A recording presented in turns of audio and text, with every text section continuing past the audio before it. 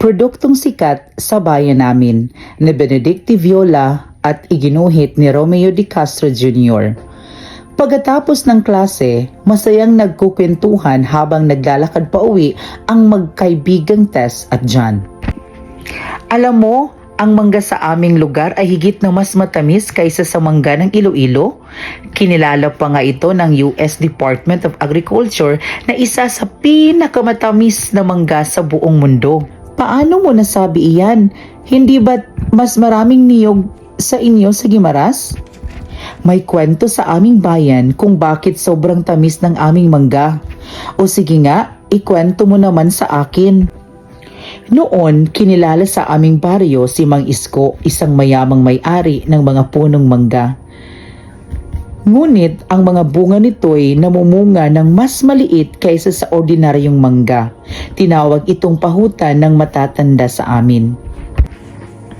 Marami ang natuwa kapag panahon ng pamumunga dahil ang matandang may-ari ay hindi maramot. Minsan may magandang dalagang na paraan sa manggahan ni Tandang Isko.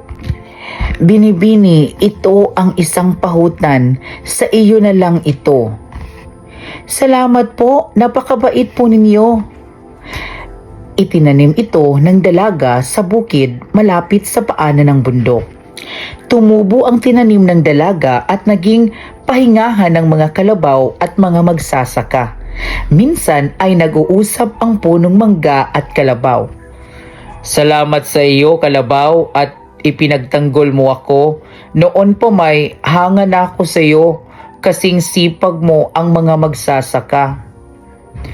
Hulog ka ng langit sa akin, mangga, dahil tinitiis ko ang mainit na sikat ng araw, ngunit naging mas maginhawa ang pakiramdam ko nang tumubo ka. Nang bumalik ang matanda upang anihin ang mga bunga ng mangga, siya ay lubhang nagulat. Ang dalawang puno na hiwalay sa karamihan ay magkaiba ang hugis at laki ng mga bunga nito. Hindi maisip ni Mang Isko kung bakit naggaganoon. Bumalik ang dalaga at mula noon tinawag na nila itong manggang Guimaras.